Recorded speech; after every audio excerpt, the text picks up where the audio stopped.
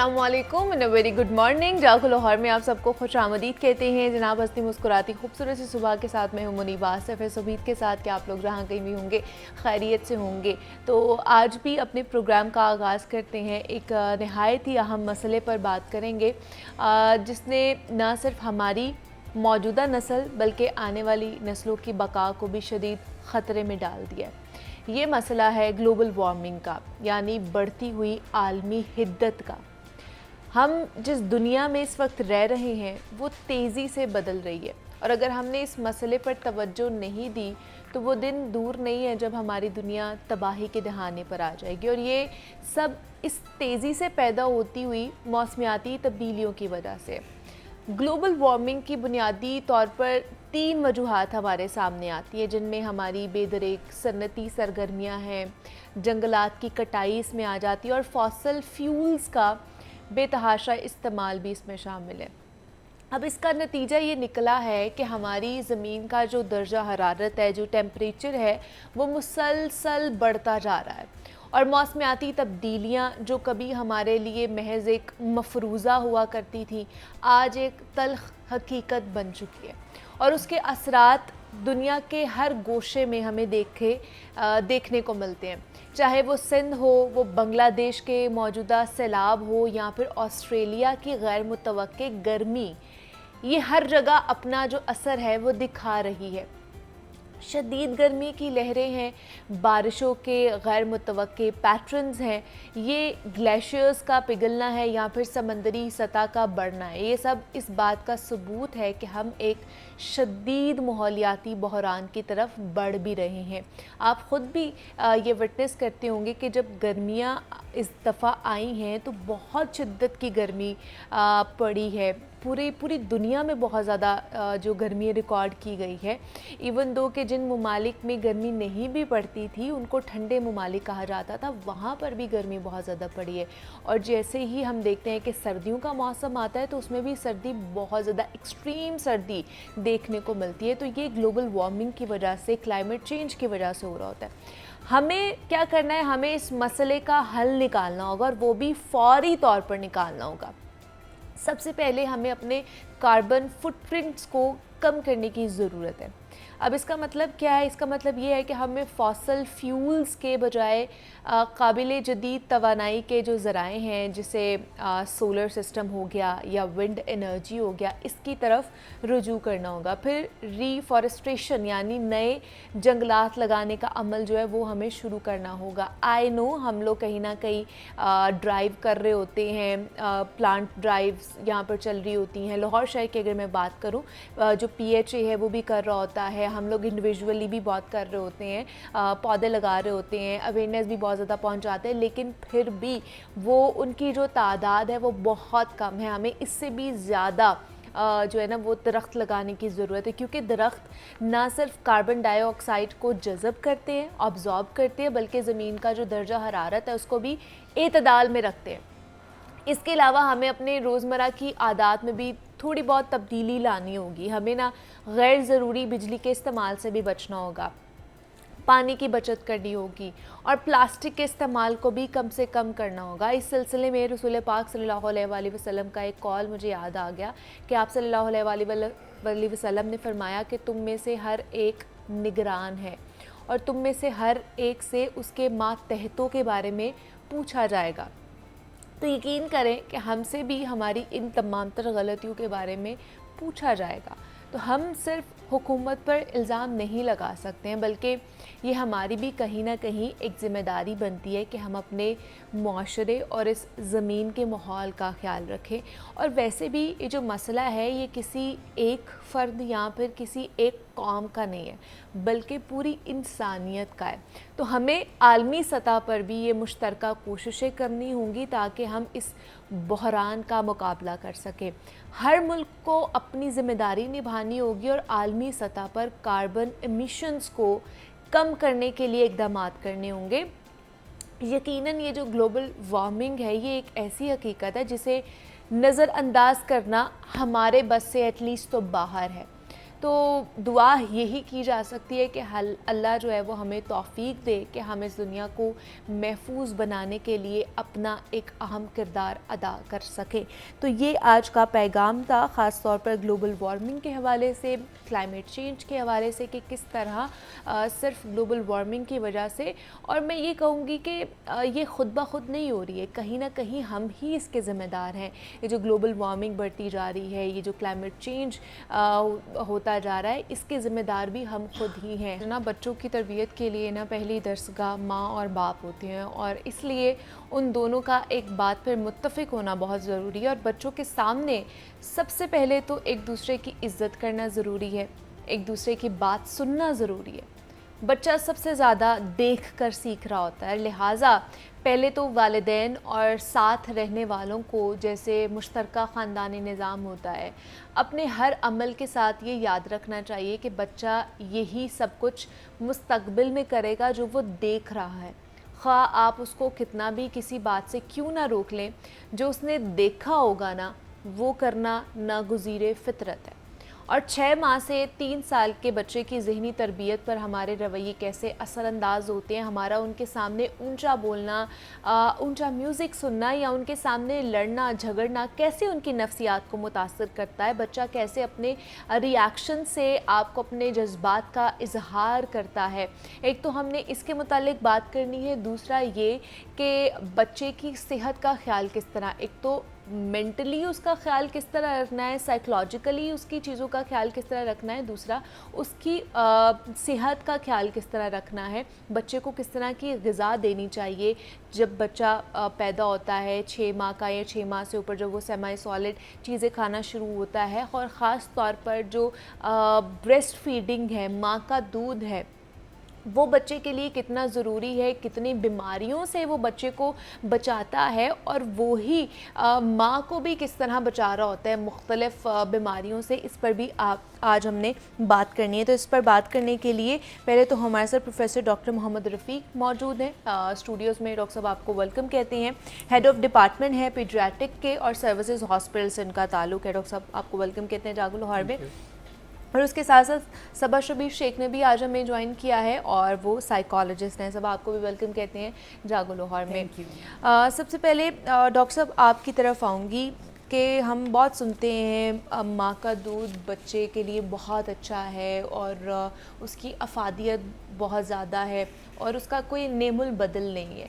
क्यों ज़रूरी है माँ का दूध बच्चे के लिए, और इस हवाले से हमें क्या इस्लाम में भी क्या हुक्म मिलता है? बिस्मिल्लाहिर्रहमानिर्रहीम।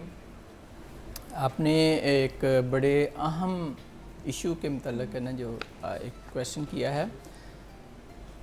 माँ का दूध बच्चे के लिए बेहतरीन ग़िज़ा है। ठीक है। और इसलिए भी बेहतरीन ग़िज़ा है कि जब अल्लाह ताला एक इंसान को पैदा करता है तो जैसे असबाब साथ साथ चलते हैं, इसी तरह अल्लाह ताला उसकी ग़िज़ा का भी इंतज़ाम करता है। और ये जो माँ का दूध होता है ये स्पेसिफाइड होता है उस बच्चे के लिए।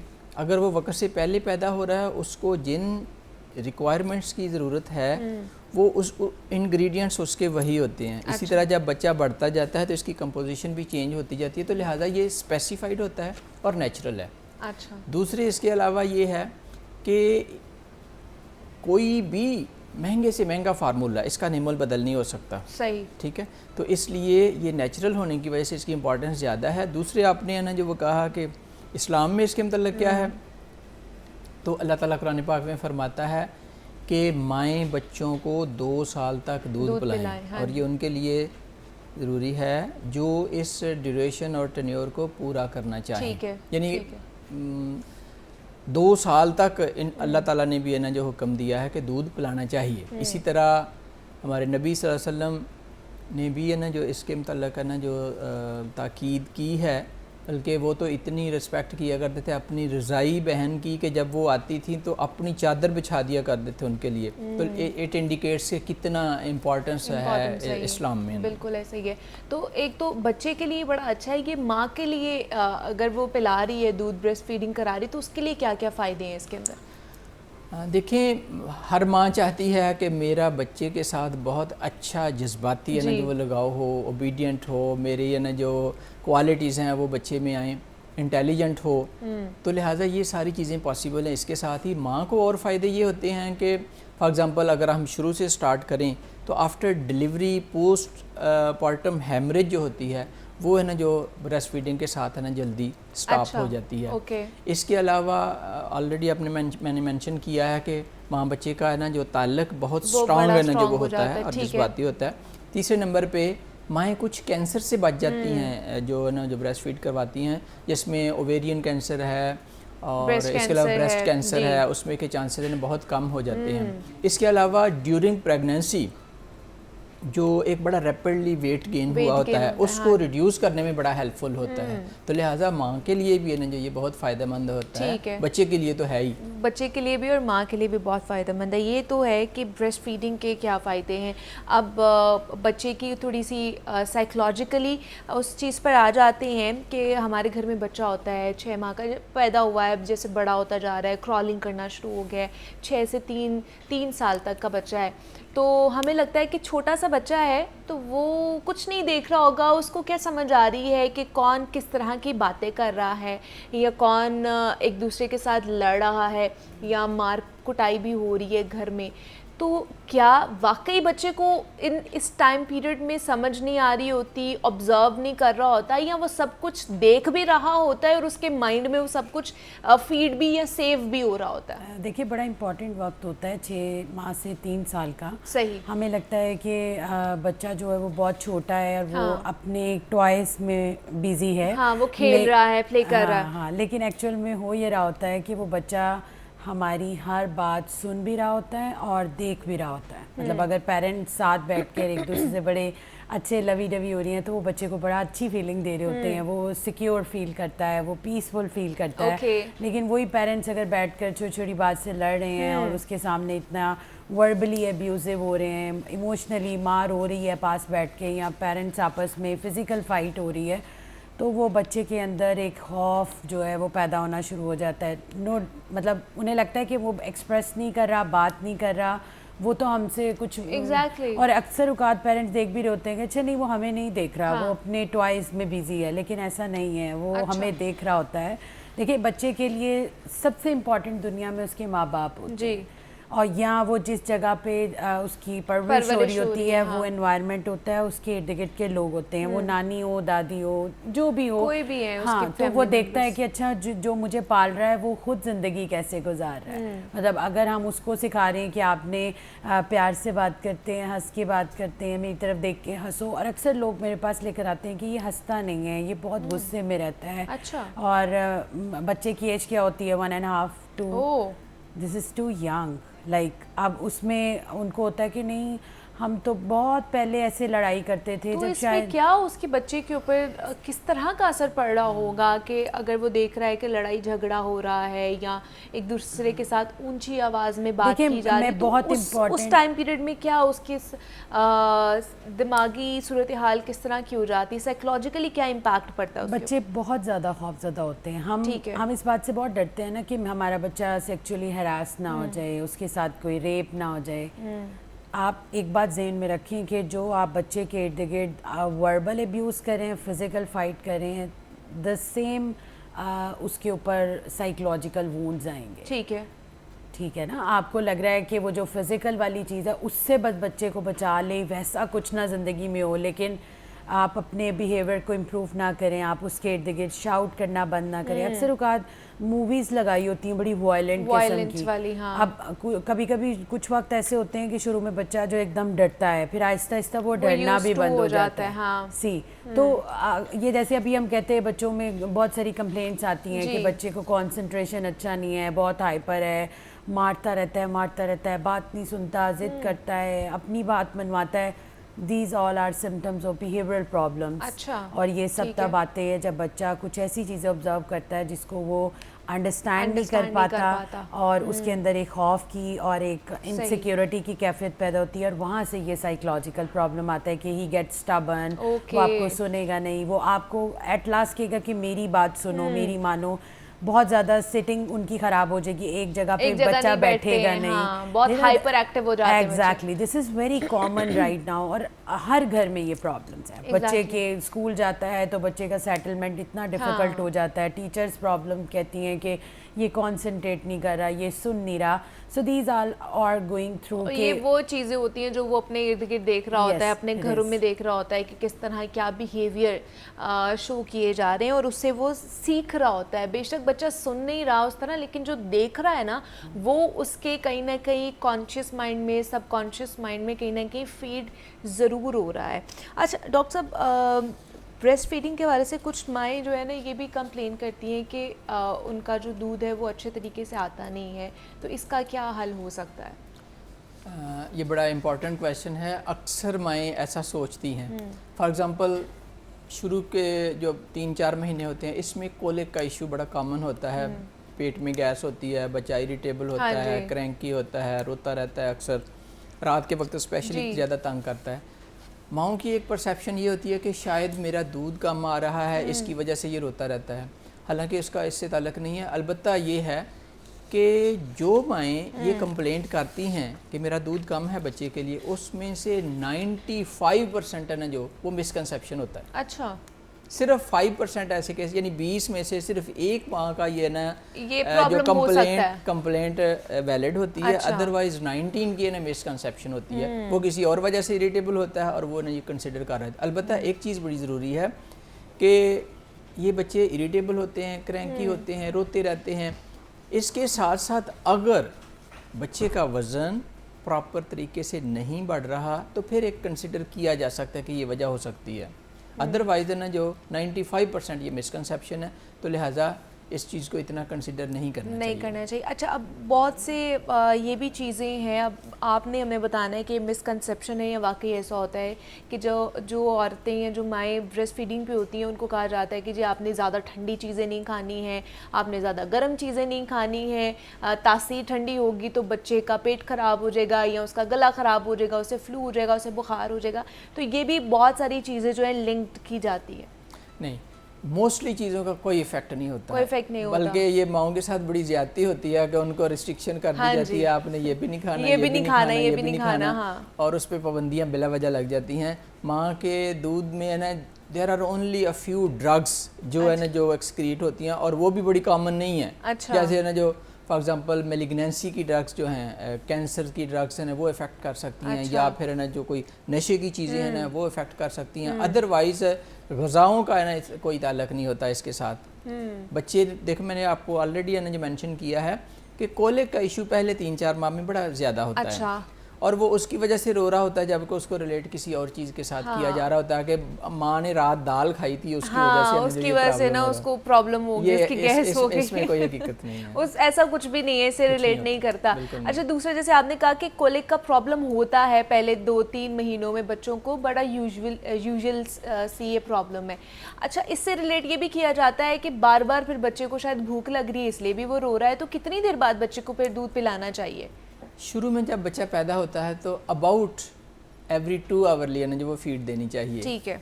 और जब 1-1.5 माह का हो जाता है तो उसके बाद आप ना 3 घंटे बाद भी दे सकते हैं। लेकिन मैं एक चीज़ मेंशन करना चाहूँगा कि छोटा बच्चा भी समझदार होता है, जब उसको भूख लगती है ना वो ज़रूर रोता है। हाँ। ठीक है, तो इसलिए वो अपनी फीड खुद एडजस्ट करता है कि मैंने 2 घंटे बाद लेनी है या 3 घंटे बाद लेनी है। अगर फॉर एग्जांपल, लेकिन हमें तो लगता है वो जिस वजह से भी, कोई भी और भी वजह होगी, वो रोएगा तो हमें लगेगा कि उसको तो भूख लगी हुई है। अच्छा पेट भर के अगर दूध पिएगा तो 2-3 घंटे निकाल लेगा, और अगर थोड़ा पिएगा तो वो 1 घंटे बाद ही ना दोबारा ना रोना शुरू करेगा। तो लिहाजा वो अपनी फीड खुद एडजस्ट करता है, खुद एडजस्ट करेगा कि उसको कितनी फीड लेनी है, कितनी नहीं लेनी है। अच्छा डॉक्टर सबा, जिस तरह मैं बात करी थी, अब अगर बच्चा, बहुत से बच्चे होते हैं 3 साल के या 2 साल के जो थोड़ा बहुत चलना शुरू हो जाते हैं, क्रॉलिंग करना शुरू होते हैं, तो बच्चे के साथ खेल रहे हो तो बच्चा हाथ उठाता है, कहीं ना कहीं माँ को मारता है, वो खेल खेल में, या अगर माँ बात नहीं सुन रही है तो वो मार देगा, थप्पड़ मार देगा मुंह पे, या वालिद को मार देगा।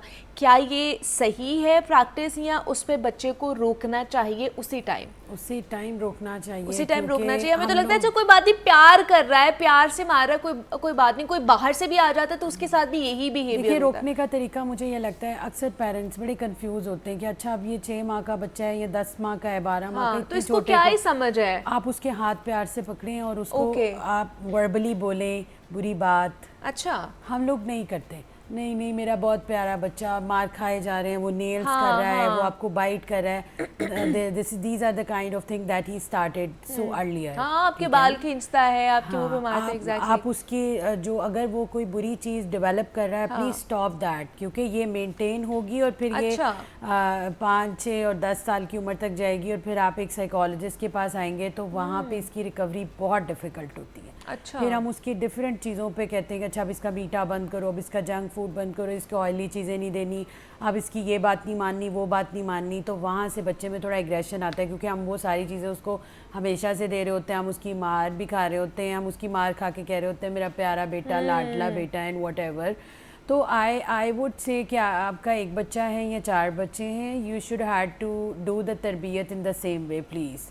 आप उसकी तरबियत को कभी मत ख़राब करें, क्योंकि जो साइकोलॉजिकली वो लर्न करेगा वही उसकी पूरी लाइफ होगी। अच्छा। और मैं अक्सर कहती हूँ पेरेंट्स को जो हैबिट्स डेवलप हो जाते हैं ना वो नहीं जाते। अच्छा, दूसरा एक और क्वेश्चन ले लें कि क्या वालिदैन को अपने छोटे बच्चे, मतलब 3 साल से कम बच्चे या 3 साल के बच्चे के आगे क्या कपड़े तब्दील करने चाहिए कि नहीं करने चाहिए? नहीं करने चाहिए, नहीं करने है। चाहिए, क्योंकि देखिए यहाँ से ही उसको पता चलता है कि अच्छा हाँ अब मतलब there is no private part. हम एक तरफ उसको ट्रेनिंग दे रहे होते हैं कि these are your private parts, और इसको कोई देखे मत, टच मत करे, और अब हम खुद उसके सामने। मैं आपसे बड़ी इंपॉर्टेंट चीज़ कहूँगी कि वो जी। सारी चीज़ें जो आप अपने बच्चे में चाहते हैं, ठीक प्लीज़ है। आप उसको ऑब्जर्वेशन में दीजिए। आप अपने वो जिस जगह पे मौजूद हो उसके इर्द गिर्द कीजिए। वो जैसे देखकर लर्न करेगा ना, वो सुनने से इतना अच्छा लर्न नहीं करेगा। आप उसको सारा दिन बैठ के समझाते रहें कि आपने किसी को मारना नहीं है, किसी को बाइट नहीं करना, आपने अब्यूज़ नहीं करना, आपने टैंट्रम गंदे वाला शो नहीं करना, आपने क्रैंकी नहीं होना, ये वो चीज़ें बातों से लर्न नहीं करेगा, जितना कि वो देखेगा कि अच्छा मेरी माँ कितनी पीसफुल है, ठीक मेरे है। पेरेंट्स आपस में कितने अच्छे हैं, या बड़े बहन भाई के साथ पेरेंट्स कैसे रह रहे हैं, मेरे साथ कैसे रह रहे हैं। अगर मैं कोई बदतमीज़ी करता हूँ वो मुझे रिस्पेक्ट करते हैं। हम अक्सर ना एक चीज़ भूल जाते हैं कि बच्चे की कौन सी इज्जत होती है, बड़ों की होती है इज्जत, लेकिन बच्चों की भी एक बेशक, रिस्पेक्ट होती है। हम उन्हें इतने सारे लोगों में डांटना शुरू कर देते हैं। स्कूल में हमें एक कंप्लेंट आ जाए, हम टीचर के तो हम सामने टीचर के रख रख पास के लड़ने थप्पड़ शुरू लगाते हैं, like what are you doing? ठीक है। Respect your child if you want them to respect you. ठीक है, वो ये है ना कि जो आप देंगे वही आपको वापस मिलेगा। Exactly. तो इसलिए जो आप चाहते हैं कि आपके बच्चे के अंदर वो ट्रेट्स आएँ, आपको उसी को वो शो करवानी पड़ेंगी अपने बिहेवियर से। अच्छा, अब जिस तरह हम बात कर रहे थे डॉक्टर साहब, कॉलिन का जो प्रॉब्लम आ जाता है बच्चों के अंदर, अब बहुत से बच्चों का माँ के दूध पीने से पेट भी ख़राब हो जाता है, ये लूज़ मोशन भी लग जाते हैं। ये इसकी क्या वजह है? क्या माँ ने कुछ ऐसा खाया होता है जिसकी वजह से लूज़ मोशन लग जाते हैं, कि ये वैसे ही हो जाता है? देखें, जब बच्चा पैदा होता है उस वक्त नंबर ऑफ़ स्टूल्स हैं जो काफ़ी ज़्यादा होते हैं। अच्छा। लेकिन एक चीज़ इनमें रखें, एक गैस्ट्रोकोलिक रिफ्लेक्स कहा जाता है। जो ही बच्चा फीड मुंह में लेता है साथ ही एक छोटा सा मोशन कर देता है, लेकिन बड़ा स्मॉल क्वांटिटी होता है, वो नॉर्मल है। ओके। 6 से 10 भी बच्चे, स्पेशली माँ का दूध पीने वाले बच्चे ना, 6 से 10 भी 24 आवर्स में अगर करें, स्मॉल क्वांटिटी हो, उसमें पानी बहुत ज़्यादा हो, तो ये नॉर्मल होते हैं। But usually after 3 to 4 weeks बच्चा अपनी है ना जो एडजस्टमेंट कर लेता है, फिर उसकी एक रूटीन बन जाती है कि एक दिन में 2 दफ़ा स्टूल पास करना है या फिर 2 दिन के बाद करना है। अच्छा। तो बेसिकली एक और इशू आ जाता है कि समटाइम्स पीपल परेशान हो जाते हैं, अच्छा 2 दिन हो गया इसने स्टूल पास नहीं किया। हाँ। अगर 2 दिन के बाद भी जब बच्चा स्टूल पास करता है, वो नॉर्मल कंसिस्टेंसी होता है, हार्ड नहीं होता, तो वो भी नॉर्मल है। तो लिहाजा एक बड़ी एक वसी रेंज हो जाती है कि अगर बच्चा 10 शुरू में पास कर रहा है स्मॉल क्वांटिटी, तो वो भी नॉर्मल है, और अगर 2-3 दिन बाद पास कर रहा है और वो सॉफ्ट है तो वो भी नॉर्मल है। वो भी नॉर्मल है। अच्छा, क्या माँ का जो दूध है वो जहरीला या फिर मुज़र भी हो सकता है बच्चे के लिए? हमारे माशरे में बाद ऐसी बड़ी अजीब सी बातें हैं ना जो वो पाई जाती हैं, लेकिन इसमें हकीकत से बिल्कुल इसका कोई ताल्लुक नहीं है। माँ का दूध कभी अपने बच्चे के लिए जहरीला नहीं हो सकता। अच्छा। और बल्कि एक और कुछ लोग हैं ना टेस्ट लेबॉर्ट्री में करवाते हैं दूध का, तो ये एक कुफरान नेमत है, ये बिल्कुल नहीं करना चाहिए। अच्छा। माँ का दूध कभी ख़राब नहीं होता, कभी जहरीला नहीं हो सकता अपने बच्चे के लिए।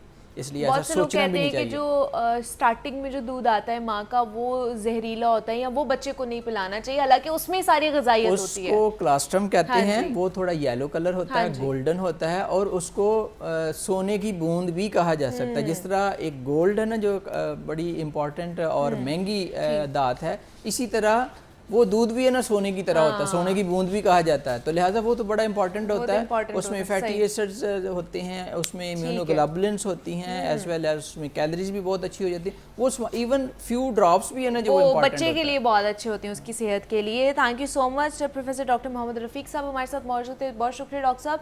और सबा शबीर शेख ने भी हमें ज्वाइन किया था। Saba, thank you so much for coming here. यहाँ पे एक ब्रेक लेते हैं, मिलते हैं इस ब्रेक के बाद।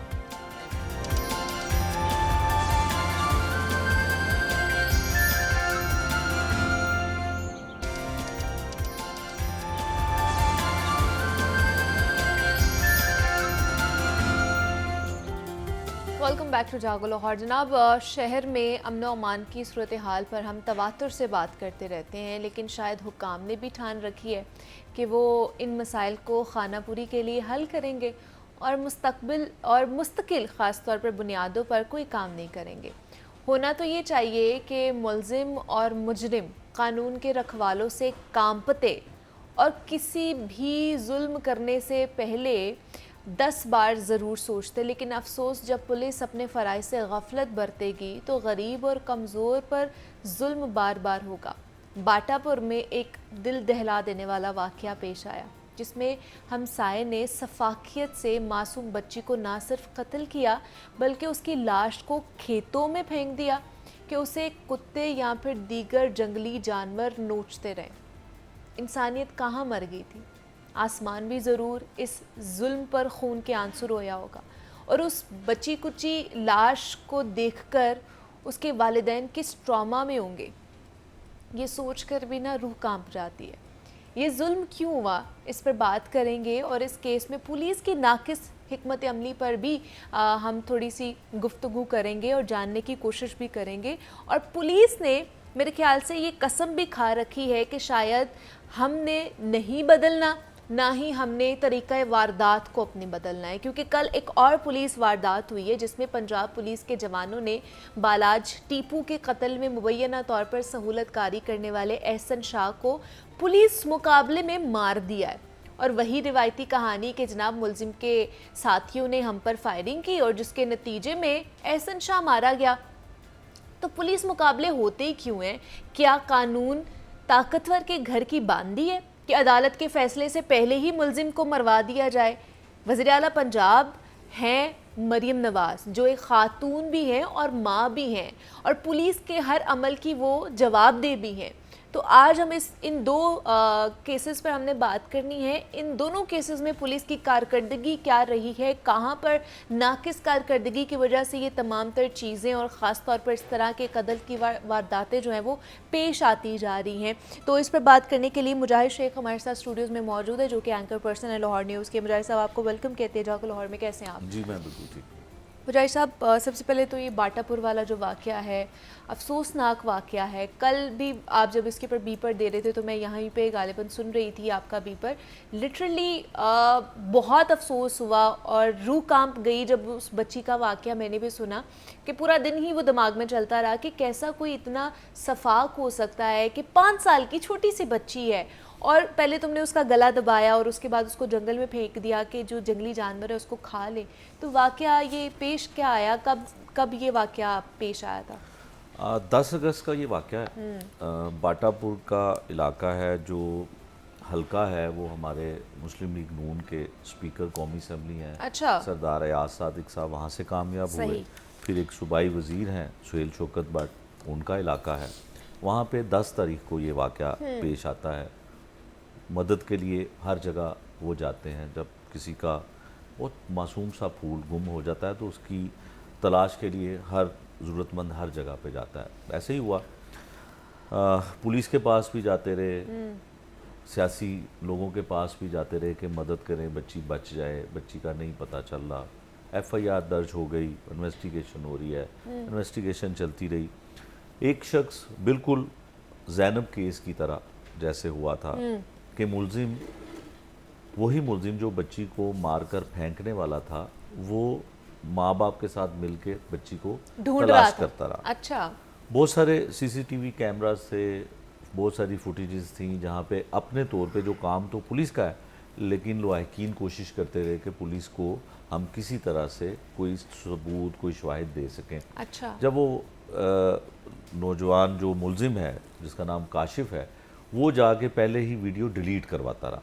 फिर कुछ लोगों को बीच में शक हुआ कि ये क्या कर रहा है, इसकी क्या वजह है कि ये पहले जाता है और वीडियो डिलीट करवा देता है। किसी कैमरा की फुटेज देखने जाते हैं तो वो बताते हैं कि यहाँ से फुटेज तो फलाना शख्स डिलीट कर गया, अच्छा। यार पता नहीं क्या हुआ है। ओके। पुलिस ने उसको हिरासत में लिया और रवायती तरीका पुलिस का कोई टेक्निकली या कोई सस्पेक्ट के तौर पर टेक्नोलॉजी, उसे लिया। वो लिया। ठीक है। उस इन्वेस्टिगेशन जब शुरू की तो उसने एतराफ़ किया कि उसने बच्ची को मारा। कई रोज़ उसकी कस्टडी में रहता है, पुलिस की कस्टडी में रहता है, लेकिन जो माँ बाप हैं, सब्ज़ी फ़रोश है उसका बाप बच्ची का, ना फजर उसका नाम है। अच्छा। बच्ची का, तो वो कहता है कि किसी सियासी बंदे के पास जाते हैं, उनके इलाके का सूबाई वज़ीर है, उनके पास खुद जाते हैं। हालांकि आना तो उनको चाहिए था कि उनके हलके में इतना बेशक। बड़ा एक अफसोसनाक वाक़या हो गया, वो भी उनको वहाँ पे आना चाहिए था, लेकिन ये खुद जाता है बाप के मुझे पता इंसाफ कर दिलवाने। दें कि क्या हुआ है। फिर पता ये चलता है बहुत मुश्किल से कि बच्ची की, आपने अभी जिक्र किया शुरू में कि शायद उसकी डेड बॉडी भी नहीं मिली, सिर्फ उसके कपड़े, सर के बाल और चंद हड्डियाँ वो मिली। उसी तरफ बाटापुर के इलाके में एक सरहदी इलाका है जहाँ पे जंगल है, सुबह के वक्त, रात के अंधेरे में जंगली जानवर जो मुख्तलिफ़ किस्म के होते हैं वो वहाँ पे मौजूद होते हैं। एक वहाँ पे एक छोटा सा कोई जगह ऐसी है जिसमें थोड़ी सी वो सड़क से ऊंची है। अच्छा। उसको मैंने देखा जाके उस जगह को भी।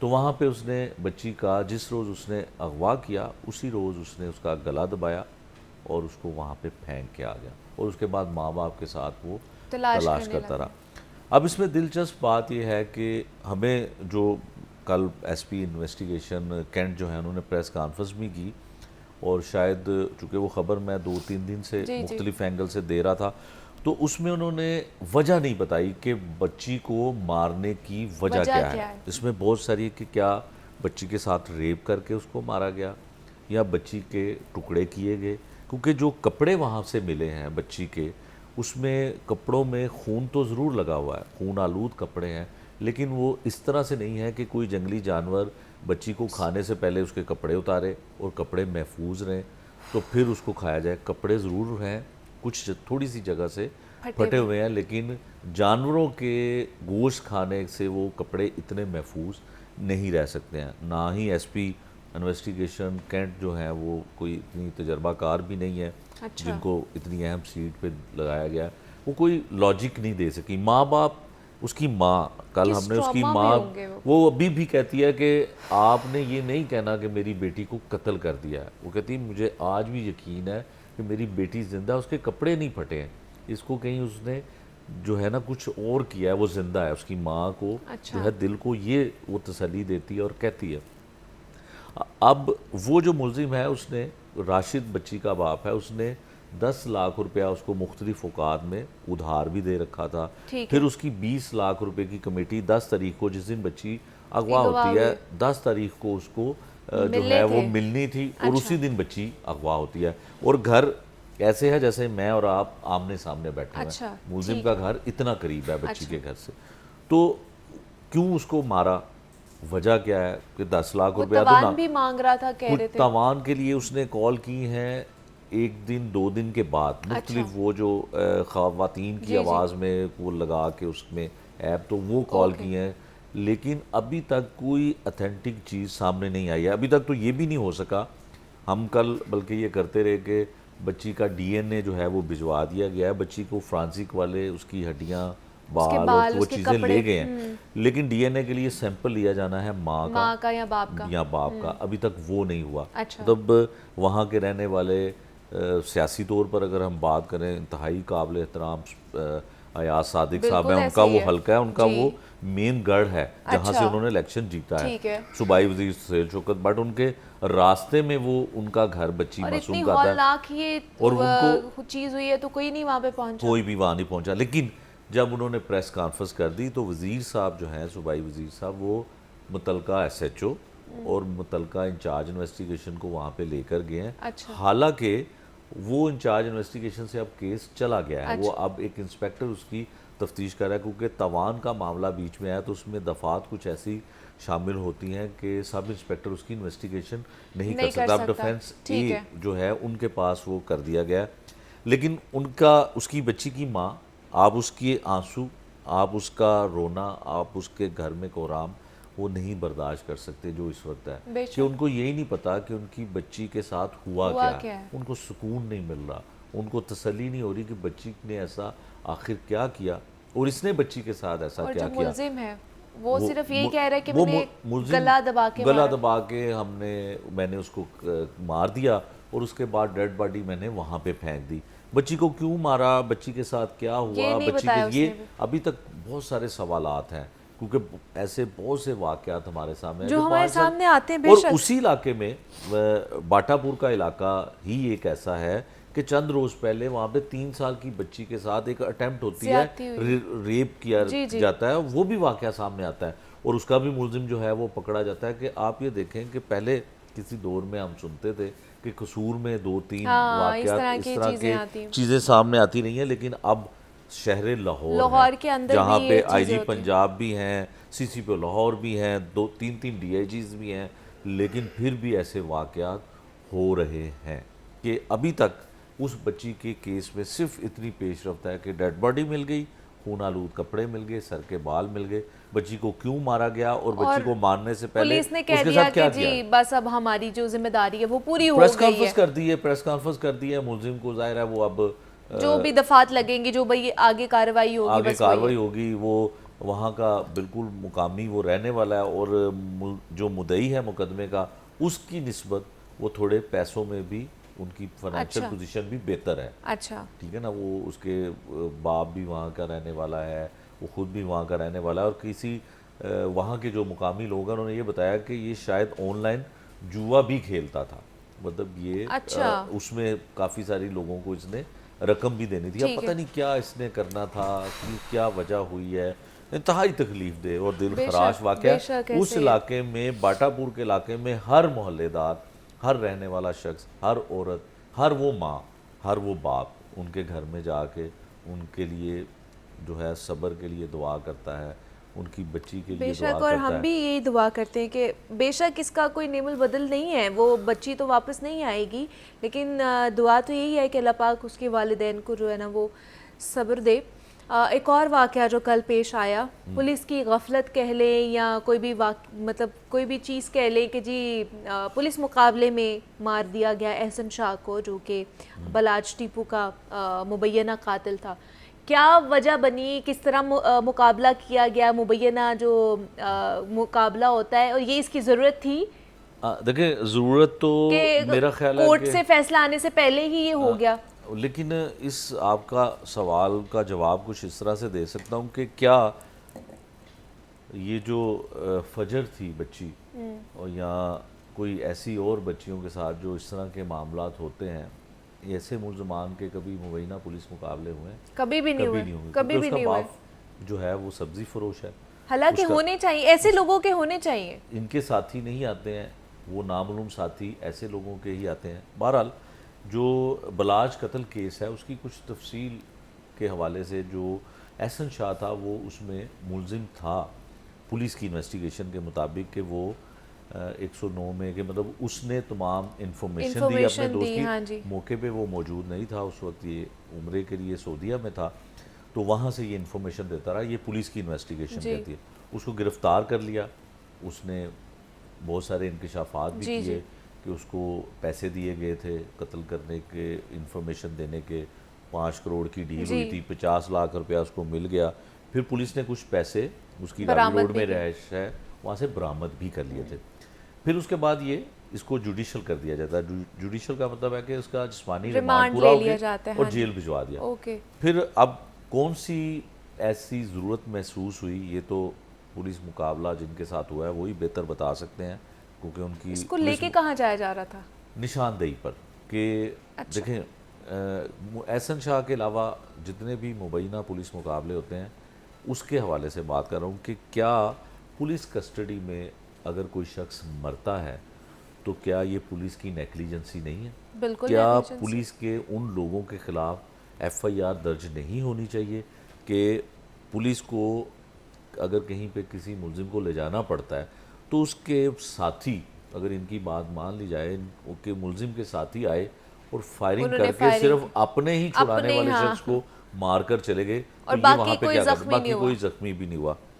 ये भी मेरे नज़दीक एक मुबैना पुलिस मुकाबला है, मैं इसको अच्छा। मुबैना पुलिस मुकाबला करार दूंगा कि उसको एहसन शाह को शादबाग के इलाके में ले जाया जा रहा था और उसके भाई ने, मतलब इसमें ये ट्विस्ट ज़रूर है इस स्टोरी में कि पहले होता था कि नामालूम अफराद आए और उन्होंने अपने साथियों को छुड़ाने की कोशिश की, जिसकी जो फायरिंग से वो अपने ही साथी को मारकर फरार हो गए। 1000 एफआईआर होगी कम से कम पंजाब में या पाकिस्तान में एक ही तर्ज की। अब इसमें क्या उन्होंने किया कि उसमें इन्होंने किया कि उसका भाई आता है जिसका नाम भी उसमें जो ऑफिशियल उनके खबर जारी की गई उसमें अभी तो एफआईआर तो आएगी, वो अपना भाई उसको छुड़ाने के लिए आता है और वो फायरिंग करता है। मतलब भाई को छुड़ाना है तो वो भाई लॉ छुड़वाए ना, कानून के मुताबिक अदालतों में को वकील करके या कुछ, अगर वो इस तरह तो थोड़ी ना इस तरह से पुलिस से, और वो भी ऑर्गेनाइज क्राइम यूनिट के जो सीआईए के जिन्होंने इतने पुलिस मुकाबले किए हैं उनसे छुड़ाने के लिए वो आ जाए। और मुझे तो ये लगता है कि उन नामालूम अफराद को भी ये समझ नहीं आ रही है कि आप जब भी छुड़ाने आते हैं तो आपका साथी मर जाता है तो आप छुड़ाने ही क्यों आते हैं।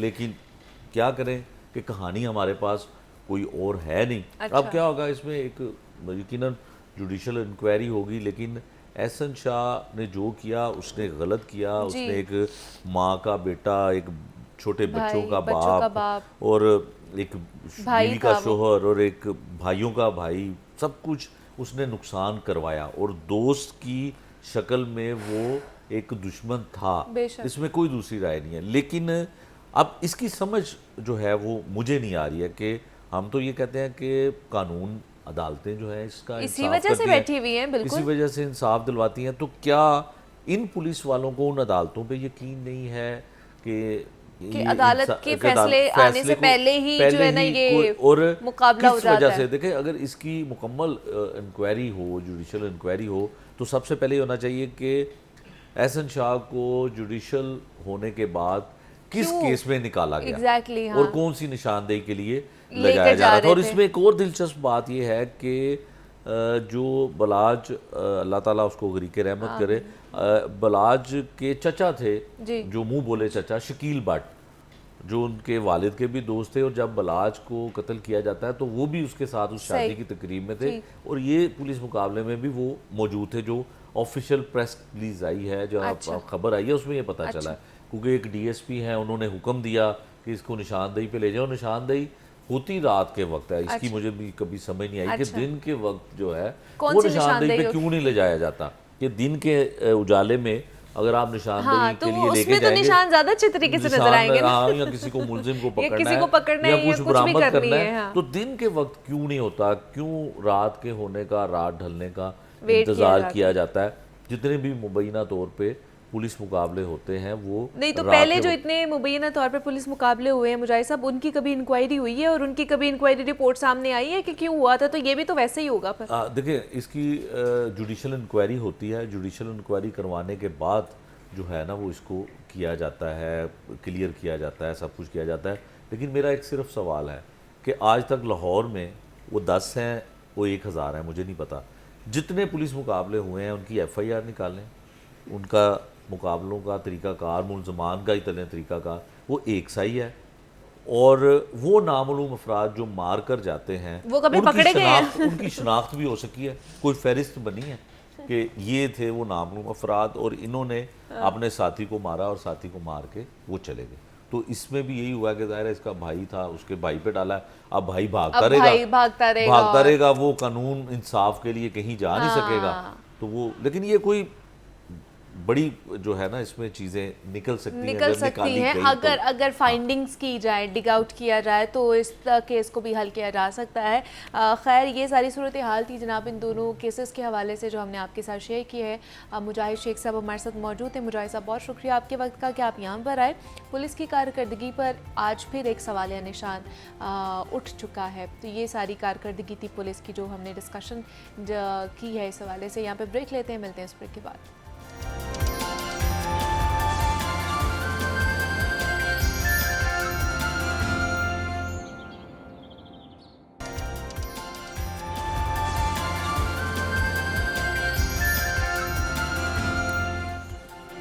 वेलकम बैक टू जागो लाहौर। जनाब क्योंकि आज सैटरडे है और सैटरडे को आपको पता है कि हम कॉर्पोरेट कल्चर के हवाले से ख़ास तौर पर बात करते हैं। लास्ट टाइम हमने बात की थी लीडरशिप क्वालिटीज़ के हवाले से कि अगर कॉर्पोरेट सेक्टर में आप काम कर रहे हैं तो आपके अंदर किस तरह की ऐसी क्वालिटीज़ होनी चाहिए ताकि आप अपनी टीम को या बाकी लोगों को लीड कर सकें, आप लीडिंग पोजीशन पर आ सकें। तो जो आज भी हम बात करने वाले हैं वो भी कॉर्पोरेट सेक्टर में टीम कल्चर के हवाले से है, टीम बिल्डिंग के हवाले से है कि ये है क्या, और टीम बिल्डिंग या टीम को आगे लेकर चलना। वैसे भी हमें कहा जाता है कि जनाब टीम में रहकर काम करें, मिलकर काम करें, इससे आपको फ़ायदा भी होता है, आपकी जो चीज़ें हैं, आपका काम इफ़ेक्टिव भी होता है और जल्दी भी आप वो कर सकते हैं। और अगर एक बंदे पे वो काम सौंप दिया जाए उसको तो वो ऑब्वियसली ज़्यादा टाइम भी लगेगा, उसके लिए हैक्टिक भी हो जाएगा। और अगर एक वो टीम में मिलकर काम कर रहा है जिसमें काफ़ी लोग हैं और उन्हें कुछ चीज़ें असाइन कर दी गई हैं तो वो अच्छे तरीके से इफ़ेक्टिव तरीके से काम कर सकते हैं। तो इसका कितना फ़ायदा है और क्या ये जो टीम बिल्डिंग कल्चर है ये हमारे पाकिस्तान में इम्प्लीमेंट हो भी रहा है कि नहीं हो रहा, और यहाँ पे इसको फ़ायदा होता है या नुकसान होता है, तो इस पर हमने बात करनी है। इस पर बात करने के लिए एम ए फवाद साहब हमारे साथ मौजूद है, कॉर्पोरेट ट्रेनर हैं। फवाद साहब आपको वेलकम कहते हैं जागो लाहौर में। कैसे हैं आप? Thank you, I am good. आप कैसी हैं? मैं भी बिल्कुल ठीक ठाक हूँ। फवाद साहब, टीम बिल्डिंग के हवाले से या टीम कल्चर के हवाले से आज हमने कॉर्पोरेट सेक्टर में बात करनी है, तो मुझे तो सबसे पहले बताइए ये टीम बिल्डिंग है क्या, या इसका मतलब क्या है और ये कितनी ज़रूरी भी है या अहम भी है? टीम बहुत ज़रूरी है। आपने इंट्रो में बड़ी अच्छी बात की है कि एक बंदा अगर कोई काम करेगा तो वो जाहिर है उसको उसके लिए 24 आवर्स भी काफ़ी नहीं है। तो अगर 10 लोग मिलकर काम करेंगे तो वो एक दिन में 8 × 6 यानी 48 आवर्स काम कर 10 लोग हैं 8 आवर्स यस तो 80 आवर्स काम कर रहे हैं। तो एक बंदा 24 घंटों में 80 घंटे नहीं काम कर सकता। That is why team happens. हमें काम इस तरह से करना है। अच्छा, टीम का जो यूजुअली मतलब लिया जाता है वो है टुगेदर एवरीवन अचीव्स मोर। इसकी एब्रीवेशन इस तरह से जी किया हुआ है। सो कि मिल के हम जब काम करेंगे तो हम ज़्यादा अचीव कर पाएंगे, जिसको हम कहते हैं इत्तेफाक में बरकत है। exactly. तो बिल्कुल वही वाला कॉन्सेप्ट है कॉर्पोरेट कल्चर में भी कि आप एक बंदा चूंकि सारे काम नहीं कर सकता तो उसको फिर डिवाइड कर दे किया जाता है मुख्तलिफ लोगों में। तो इस तरह से एक टीम का कल्चर पैदा करने की कोशिश की जाती है और कॉर्पोरेट सेक्टर में ये बहुत ज़्यादा इसकी वैल्यू की जाती है। जी, हमारे इवन लोकल कल्चर में समटाइम्स ये ज़रूर होता है कि इसको अंडरमाइन करते हैं। बल्कि आप अगर देखें तो कई बार ऐसा होता है कि लोगों को प्रमोट करने की बजाय या उनके पे स्केल बढ़ाने की बजाय उन पर काम ज़्यादा लाद दिया जाता है, और इस नाम पे कि आपको हम एक्सपोजर दे रहे हैं और आपकी फ्यूचर में बड़ी ग्रोथ होगी। तो ग्रोथ तो अभी चाहिए होती है और होनी भी चाहिए। तो अगर आप उन पर जिम्मेदारियां बढ़ा रहे हैं तो उनके पे स्केल भी बढ़ाना चाहिए। तो ये एक लाजमी सी चीज़ है। तो corporate sector does it in a way कि आपको जब वो ग्रोथ ज़्यादा कर रहा है आपकी तो साथ आपके पे स्केल स्ट्रक्चर में फर्क पड़ता है। तो that's a good point about it. तो वो फिर आपको डेवलप भी करते हैं। यानी टीम, जैसे हमने लास्ट में बात की थी, लीडर का रोल तो ये है ना कि वो टीम के से काम ले, तो टीम का रोल भी ये है कि वो लीडर के विजन के मुताबिक अलाइन होकर काम करे, जेलिन होकर रहे, मिलके एक साथ काम करें, जेलिसी वगैरह का फैक्टर जो है या लेग पुलिंग का कल्चर ख़त्म हो जाए उसके अंदर से, तो वन यूनिट होकर काम करेंगे तो वो टारगेट अचीव कर सकेंगे। सो दिस इज़ वाई पूरा फोकस होता है कॉर्पोरेट सेक्टर का कि आप एक टीम बन के काम करेंगे, मिल के काम करेंगे, क्योंकि कामों की नेचर डिफरेंट है, डिपार्टमेंट्स डिफरेंट है, कामों की नेचर डिफरेंट है। तो आप एक टीम बन के काम करेंगे तो वो जो अल्टीमेट ऑब्जेक्टिव है आपका डॉलर्स कमाने का, वो अचीव हो सकेगा। तो टीम्स अगर झगड़े में रहेंगी इंटर डिपार्टमेंटल या इंट्रा डिपार्टमेंटल, वो लड़ाई अगर रहेगी तो आप काम तो नहीं अच्छे तरीके से कर सकते हैं। तो फिर that is why team building is very important. तो फिर इसी सिनेरियो में कॉर्पोरेट सेक्टर जो है वो टीम बिल्डिंग एक्टिविटीज़ पे कितना खर्चा करते हैं और उसका कितना फ़ायदा होता है उन्हें? मज़े की बात ये है, आपको दिलचस्प बात बताऊँ, मिलियंस ऑफ डॉलर्स इसके ऊपर खर्च होते हैं वर्ल्ड वाइड। इवन पाकिस्तान में भी जो कॉर्पोरेट कल्चर है, कॉर्पोरेट साइड, उस पर भी approximately $100 in a particular year पर पर्सन वो लगाते हैं। यानी एक एक्टिविटी, 2-3 एक्टिविटीज़ करते हैं, पर पर्सन के लिहाज से एक बजट एलोकेटेड होता है कि हमने इनसे एक ट्रेनर को बुला के इनको जो या इंटरनल जो ट्रेनर्स होते हैं उनके ज़रिए एक्टिविटीज़ करवानी है ताकि लोग जेलिन हो, एक दूसरे से मिल सकें। फ़ायदा कितना होता है इस साइड पे मैं ज़रूर फोकस करूँगा। कोइंसिडेंटली पाकिस्तान में चूंकि ट्रेनिंग एंड डेवलपमेंट कल्चर बहुत ही कम है, बहुत सारी ऑर्गेनाइजेशंस को उसकी अंडरस्टैंडिंग नहीं हो सकी। और मज़े की बात यह है कि अब इतना डेवलप हुआ है पिछले तकरीबन 7-8 सालों में कि लोगों ने ट्रेनिंग के नाम पे कुछ मोटिवेशनल लेक्चर्स लूटना शुरू कर दी। एग्जैक्टली, ये भी बिल्कुल ठीक बात है। तो वो उसकी वजह से नज़र ही नहीं आता उसका कोई इम्पैक्ट। तो टीम बिल्डिंग एक बड़ा इंपॉर्टेंट जो है ना पार्ट है। इसको अब क्या करते हैं 2 हिस्सों में, कई कंपनीज इसको करती हैं, जून एंड पे सही और ईयर एंड पे, दिसंबर पे करते हैं, ठीक है। तो उन दोनों में फ़ायदा हो जाता है। कई कंपनीज हैं जो जून जुलाई के दिनों में वो नॉर्दर्न एरियाज़ में चले जाते हैं और दिसंबर एंड पे कहीं साहिल समंदर पर या इस साइड पे निकल जाते हैं। सो मकसद ये होता है कि आपकी मुख्तलिफ टीम्स जो हैं उनके लोग मिलकर एक जगह कोई एक्टिविटीज़ ऐसी करें जिसमें उनकी इंटरेक्शन बढ़े। अच्छा। कई जगहों पर तो इसको इस तरह स्ट्रक्चर्ड अंदाज में हमने खुद करवाई हैं नॉर्दर्न एरियाज़ में जाके। यहाँ से कंपनी के HR के लोग और सेल्स और मुख्तलिफ डिपार्टमेंट्स के लोग हमसे अलाइन होते हैं, डिस्कस करते हैं कि हमने रास्ते में अगर एक बस लेके जानी है तो उसमें क्या एक्टिविटीज़ करेंगे। वाह जी वाह। सिर्फ गाना बजाना ही नहीं, कोई ऐसी एक्टिविटीज़ भी रखें जिसमें लोग मुसलसल एक दूसरे के साथ गपशप करते चले जाएं। वजह मैं बड़ी आपको मज़े की बताता हूँ। 1996 का वर्ल्ड कप श्रीलंका ने जीता, क्रिकेट वर्ल्ड कप। उससे पहले जो 92 का वर्ल्ड कप पाकिस्तान ने जीता, उसमें उनकी 8th पोजीशन थी आउट ऑफ 9 टीम्स। अच्छा। अब एक टीम आप सेकंड लास्ट नंबर पे आ रही है और वो अचानक 4 सालों में टॉप कर जाती है और वो तो पूरा टूर्नामेंट अनडिफीटेड जीतती है, ऑस्ट्रेलिया जैसी टीमों को हरा के, इंडिया जैसी टीमों को हरा के। तो उसमें फिर किसी ने मुरलीधरन से और चमिंदावाज से पूछा कि आप कैसे इतनी बड़ी टीम बन गए, आप किस चीज़ पे फोकस करते थे, क्या आप रनिंग पे फोकस करते थे या आपने जयसूर्या को तैयार किया था कि बैटिंग तेज करनी है या बॉलिंग पे, किस पे फोकस किया? उसने कहा हमने 2 साल खाने इकट्ठे खाए थे। So that was the response. उस पूछने वाले ने कहा कि ये क्या बात है, हम तो आपसे स्किल की बात कर रहे हैं, आप कह रहे हैं हमने खाने इकट्ठे खाए थे। उसने कहा हुआ ये, स्किल में तो हम सब लोग मोरलेस एक जैसे थे, सिर्फ दोस्ती नहीं थी हमारी। तो हम किसी को साथ देते हुए घबराते थे कि ये कहीं मेरी टांगे ना खींच दे, ये मेरे साथ गड़बड़ ना कर दे, क्योंकि ये वो ज़माना था जब श्रीलंका में बहुत ज़्यादा बदअमनी थी, खाना जंगी चल रही थी, प्रभाकरन वगैरह फंडिड थे भारत से, तो लड़ाइयाँ बहुत ज़्यादा चल रही थी। तो उसमें उन्होंने सिर्फ ये काम किया, उसने कहा हमने खाने इकट्ठे खाए। उसमें फिर हम हर खाने में रूल ये था कि एक बंदा जो एक खाने पे एक कुलीग के साथ बैठा है, अगले में उसके साथ नहीं बैठेगा, वो दूसरे के साथ बैठेगा, तीसरे के साथ बैठेगा। दैट इज हाउ हम जो 20-22 लोग थे, 20-22 लोग दोस्त बन गए। अब जो भी मुझे काम करना है, मुझे ये कप्तान को नहीं कहना कि तुम इसको कन्वे कर दो, मुझे डायरेक्टली उससे बात करना है। So that is how a team becomes through these team building activities. लेकिन चूंकि इस विजन को कई जगहों पे नहीं अंडरस्टैंड किया जाता, कोलैबोरेट नहीं किया जा रहा होता, तो बॉसेस अपने डिपार्टमेंट्स को लेके बॉस ही बन के बैठ जाते हैं कि हमने अगर अपने डिपार्टमेंट की कोई बात इनको बता दी तो हमारे लिए गड़बड़ हो जाएगी। अच्छा। तो वही निकालना जो होता है वो CEO की रिक्वायरमेंट होती है और ऑर्गेनाइजेशन का टाइम उसी से सेव होता है। अच्छा, एक तो मुझे बताएं कि जो एक अच्छी टीम होती है उसकी क्वालिटीज़ क्या होती हैं, और दूसरा इसी के साथ एक और क्वेश्चन ले लें कि हमने ये भी देखा है कि कई कॉर्पोरेट लीडर ये चाहते हैं कि जो मेरे एम्प्लॉयज़ हैं, जो मेरे अंडर काम करते हैं, उनको सारा का सारा काम आना चाहिए। वो कंपनी से रिलेटेड हो सकता है, ये तमाम जितने भी टास्क हैं उन्हें आने चाहिए ताकि कंपनी का जो काम है वो ना रुके। तो क्या ये टीम बिल्डिंग के जरिए मुमकिन है?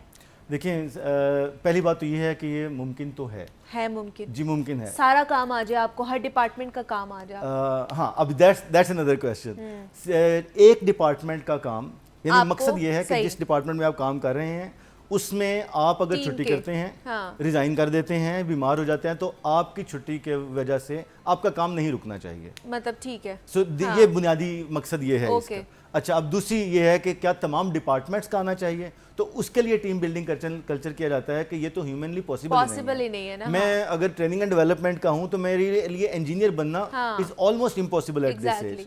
ज़्यादा से ज़्यादा, अच्छा कैमरा रन करना मैं ज़्यादा से ज़्यादा जाके फ्रेम्स एक तो सीख लूँगा, लेकिन मास्टर ऑफ शॉट्स नहीं हो मास्टर्स सकता। ऑफ शॉट नहीं कर सकता। तो इस वजह से टीम बिल्डिंग का मकसद ये है कि हम एक दूसरे डिपार्टमेंट्स के साथ ऐसा अच्छा लाइजन क्रिएट हो जाए कि अगर मुझे कोई काम चाहिए दूसरे डिपार्टमेंट से तो उसके लिए मुझे किसी को कहना ना पड़े, बल्कि मेरी एक अपनी पर्सनल गपशप हो और उनको भी अंडरस्टैंडिंग हो कि ना मैं दुश्मन बाकी डिपार्टमेंट के लोगों के साथ भी बैठ के खाना खाएं फिर।